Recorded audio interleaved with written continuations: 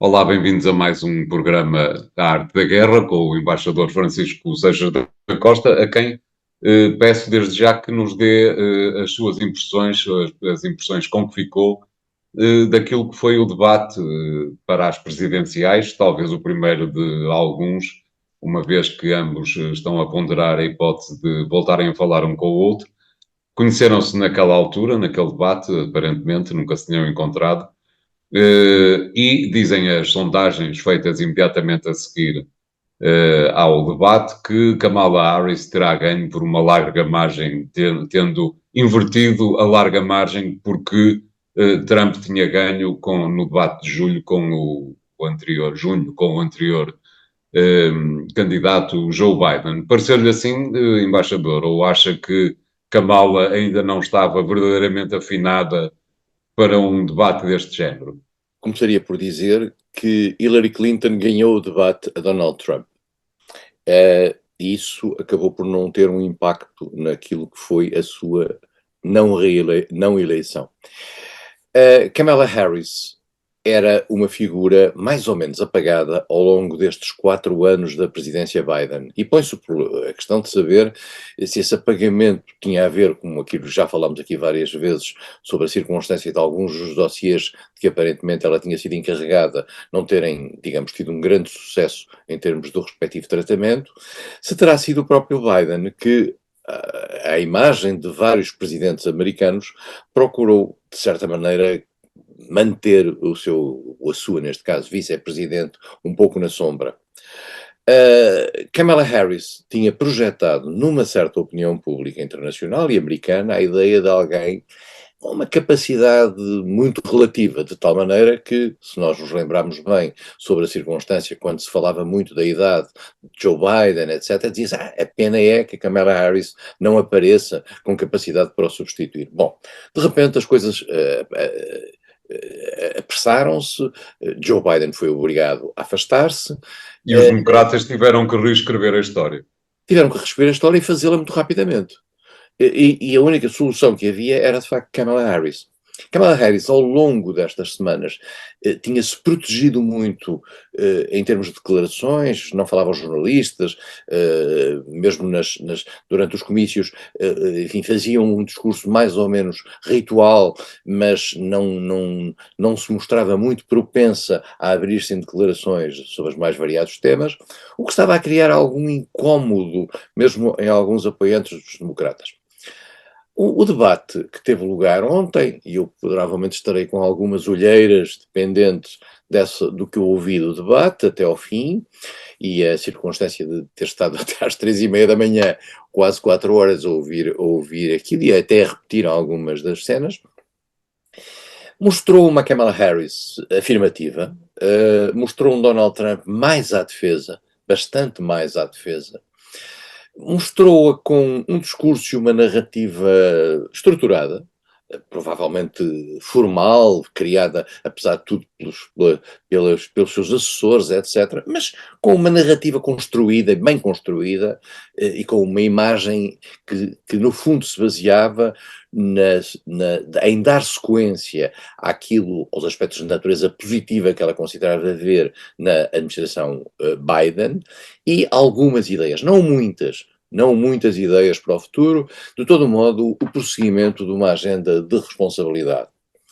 Trump, como digo, ficou à defesa, aliás, ficou à defesa desde o início, porque Kamala Harris atravessou a cena e a cumprimentou e apresentou-se, como o António estava a dizer, eles não se conheciam, o que não significava que não se insultassem ao longo de meses, ou anos mesmo, e cumprimentou e disse Kamala Harris, e ele ficou um bocadinho aturdido, e disse espero que este debate corra bem. E ele ficou um pouco aturdido. E ficou à defesa todo o tempo.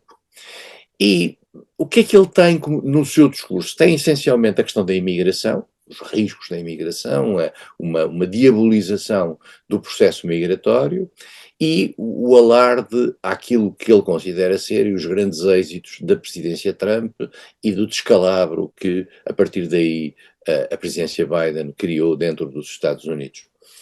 Não é essa a leitura que os economistas fazem relativamente ao processo da presidência Biden. E também não é a leitura de uma administração de Trump com tanto sucesso, não colhe assim grandes sublinhados no plano interno. Trump tem um discurso, eu não diria monotemático, porque são duas coisas, é bitemático, é sempre a imigração e a economia, a imigração e a economia. E Kamala Harris conseguiu destabilizá-lo em certa altura e Trump foi Trump. Em determinados momentos sai o Trump insultuoso, quase provocatório, sem nunca olhar para ela, uma coisa muito interessante, coisa que ele fazia quando foi do debate com Hillary Clinton há 8 anos. São coisas curiosas. Trump está claramente à defesa. Agora, há um ponto importante. Quem é que ganhou o debate? Eu não sei, António, porque a questão é assim. Para as pessoas que acreditam em Trump e para as pessoas que acreditam para o primarismo daquele discurso e para a simplicidade populista daquele discurso, Trump ganhou o debate. Trump disse o que quis e foi repetindo tudo. Para as pessoas que têm alguma maior racionalidade e que no fundo são mais propensas a aceitar uma candidata tipo Kamala Harris, a Kamala Harris ganhou claramente o debate. A grande questão está em saber, fora destes dois universos, que votam sempre de um lado ou do outro, aqueles que estão no meio, como é que olharam para tudo isto? Em primeiro lugar, acho que olharam para Kamala Harris de uma forma, com alguma surpresa, pela positiva. Kamala Harris apareceu com uma capacidade que provavelmente o imaginário jornalístico e mediático americano não lhe atribuía. Esteve bem, esteve organizada, esteve sorriu menos, e foi, quer dizer, teve uns sorrisos irónicos, mas deixou de ter aquele sorriso muito aberto, que às vezes lhe dava um ar de alguma ligeireza, mas de todo modo sorriu, e em particular transmitiu a imagem de alguém que está ali pela positiva, que está ali com otimismo. Trump transmitiu a imagem de alguém que está, digamos, de certo modo, acossado. Continuou a repetir coisas extraordinárias, como que, na realidade, ganhou as eleições há 4 anos, números absolutamente que só foram desmontados já por a imprensa americana em termos de fact-checking, cerca de 33% 33 asneiras que foram ditas ao longo, erros concretos que ele disse e mentiras que ele disse. Kamala Harris aparentemente não caiu aí. Eu acho que os moderadores, apesar de tudo, foram mais simpáticos para Kamala Harris do que foram para Donald Trump. Eu sei que isto não é muito simpático para quem gosta de Kamala Harris, mas eu acho que os moderadores foram ligeiramente mais simpáticos para ela do que para Trump, isto é, confrontaram Trump com algumas incoerências e ao confrontarem Kamala Harris foram mais moderados, mais suaves, mais doces.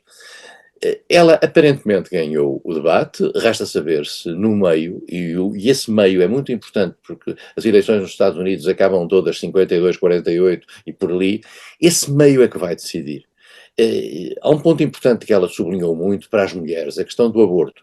A questão do aborto e o conjunto de políticas, digamos, retrógradas que Trump e os republicanos têm nesta matéria. E ela nisso foi muito capaz e muito afirmativa e muito convincente. Depois no resto, vamos ver. O que é que cada um sente, nomeadamente em relação aos problemas da imigração, em relação aos problemas da segurança que Trump atribui, ou da insegurança que Trump atribui à imigração, as questões da economia, do dinheiro no bolso de cada um. Aí veremos o que é que esta América, que é um continente, vamos ter presente, que vota de maneira muito diferenciada, vai dizer. E o último ponto é dizer é que não significa que mesmo que a maioria dos americanos possa votar Kamala Harris, isso não significa necessariamente que ela ganhe as eleições. As eleições nos Estados Unidos são através de um colégio eleitoral que tem a ver com as especificidades de cada Estado no mecanismo eleitoral e pode, de repente, como já aconteceu no passado, ganhar o candidato que tem menos votos populares, mas que tem mais votos nesse areópago que é constituído pelos representantes eleitos em cada Estado. Eu diria, embaixador, que Kamala Harris teria vantagem em repetir este tipo de debates, apesar da estrutura ser, vou usar este termo, neofascista. É preciso que cada um passe pelo menos 2 horas a estudar aquilo que pode e aquilo que não pode fazer, o que acaba por ser uma coisa um bocadinho extravagante em termos de debates televisivos. Mas diria que Kamala tem interesse em voltar ao debate televisivo? Boa pergunta, António. Eu não sei. Se calhar a surpresa criada por Kamala Harris neste debate chegava. Quer dizer, eu não sei se Trump, se ela consegue acossar Trump mais, ou se Trump agora conhecendo-a, porque se Trump não a conhecia. Todos nós conhecemos Trump, mas Trump não conhecia Kamala Harris como debatedora. Se calhar agora vai-se preparar e vai conseguir, digamos, fazer de algumas das suas fraquezas força noutros debates. Eu diria que, à partida, eu quase diria que se calhar valia a pena Kamala Harris não mexer mais. Obrigado, embaixador. Fazemos aqui o primeiro intervalo do programa. Voltamos já de seguida com o segundo tema de hoje. Até lá.